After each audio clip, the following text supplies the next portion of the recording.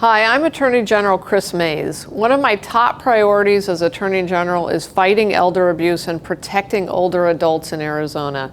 We spoke to experts in the field to help educate you on the signs of elder abuse and what you can do to help prevent or stop it. Let's take a look.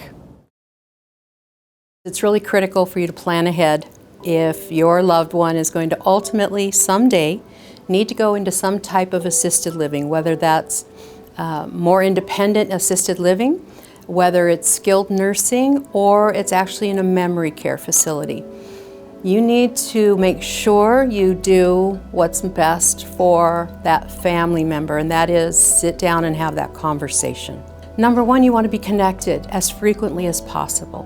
Make sure you're checking in on them. Make sure you're spending time with them. Take note of what their house looks like and how are they speaking and how's their memory going. Do they need any extra help around the house? Do you see any issues with potentially falling, or have they been taking falls? All of these areas are going to help you to navigate how much support they're going to need in the home. I think it's important to put, abuse into different categories. So there's definitely the physical abuse, and that's when somebody actually, harms somebody, and they could, lose their temper and hit them. There's also sexual abuse that happens, unfortunately, and I think those are some of the most disturbing cases. And then there's financial abuse, and that is where somebody is actually stealing money from them. And then there's neglect, and I think that's probably more common than we realize. There's a lot of options when it comes to making a choice on how you're going to support that older adult in your life, that family member. You might live in the same town with them, you might live far away, another part of the United States, and you may also be concerned about if they need to move from living independently into some type of assisted living.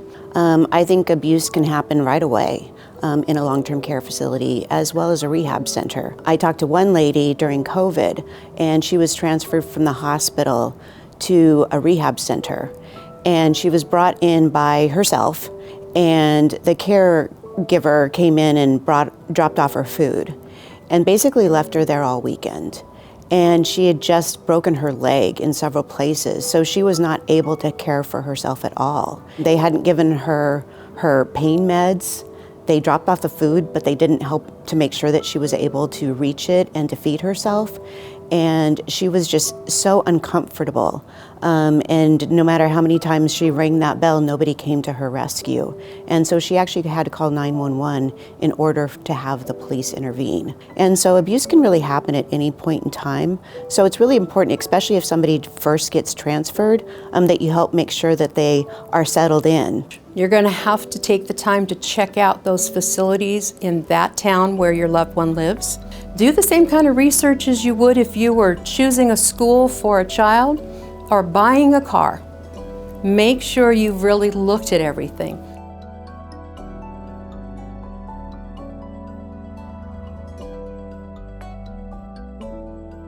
So every group home gets a health audit every year, or nursing home, any type of a placement like that. And it will list how many falls have happened, deaths, things of that nature that you can take a look at and really see, if they have a low fall count, that means they're really watching their patients using gait belts, or there's always a one-on-one with those types of people who are a fall risk, because that's really what it boils down to when you have individuals who are fall risks. Which, like you said, could just be detrimental. A broken hip at 80 years old, they never typically come back from that. The best defense for vulnerable Arizonans is an engaged family that are looking for potential signs. If somebody normally does something and they're not doing it anymore, that would be a sign to ask more questions. You might notice they're not eating, they're feeling down, changes in their hygiene issues or changes in their emotions, and those could be signs of abuse or neglect in an older adult. Obviously, there are physical signs. Bruises, multi-stage bruising is very concerning. That might indicate that somebody has been touched inappropriately multiple times or has possibly fallen multiple times. Before you're at that point where they might need to go into some type of assisted living. That's when you also want to make sure that if you don't live in the area, please come visit. Plan on making a couple in-person visits with your loved one. Get to know the area they live in, the neighborhood. If your loved one attends a church, find out about it if they're active in any groups. We can best defend our loved ones and those we care about against abuse, neglect, and exploitation when we're engaged.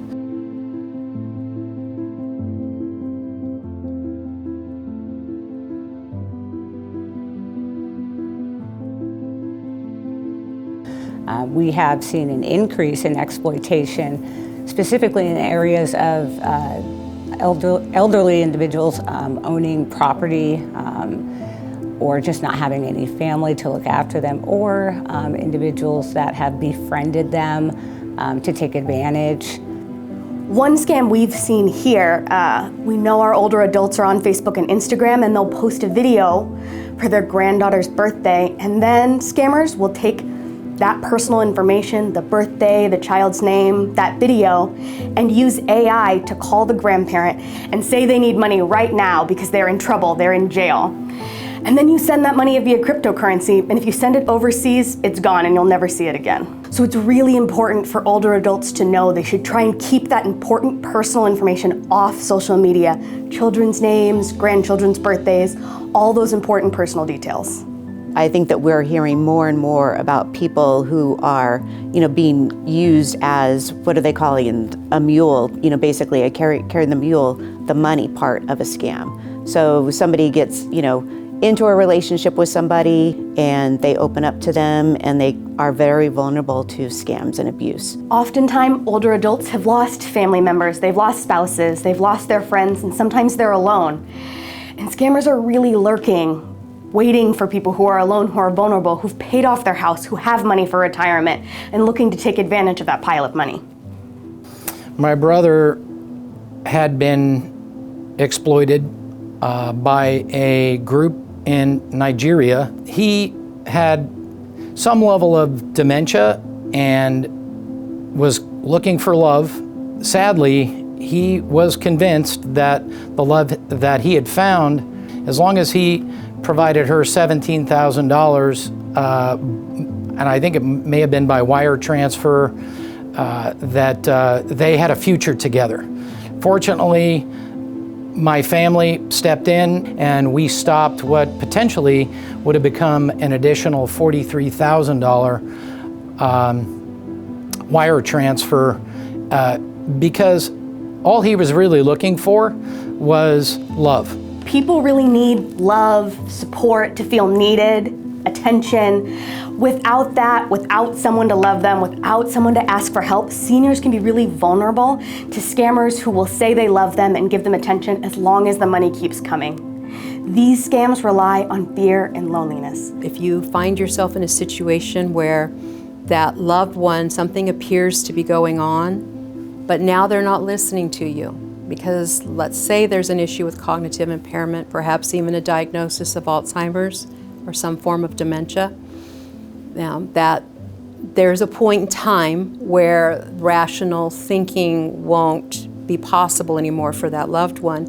And even if you're trying to warn them or give them suggestions on better ways to take care of themselves and protect themselves, they may not want to listen.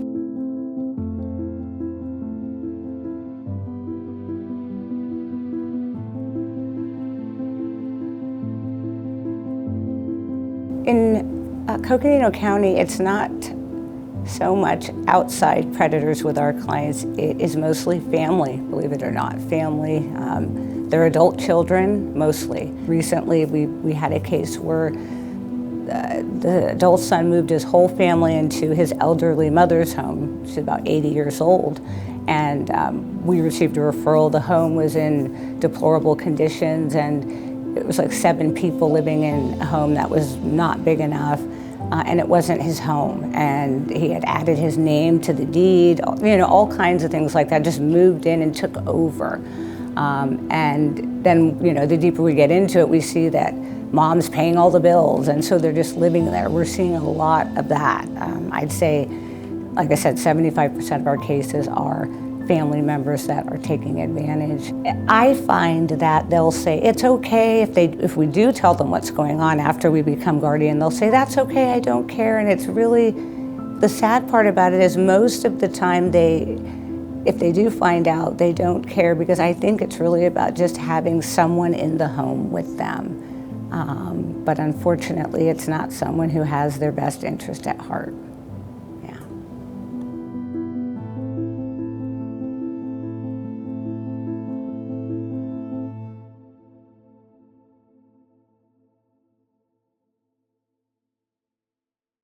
You are in a role as an advocate.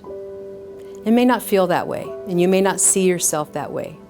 But from personal experience and being that person in my own mother's life, I learned quickly that I had to speak up for her because she didn't have a voice to speak up for herself. Make sure that you understand where to report abuse and neglect. As the caregiver, you're the advocate. Don't feel bad. Don't worry about hurting somebody's feelings. If you see something that doesn't look right, if you have a concern, speak up.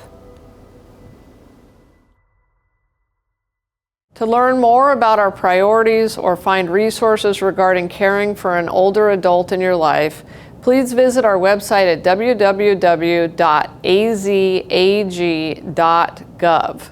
Thank you.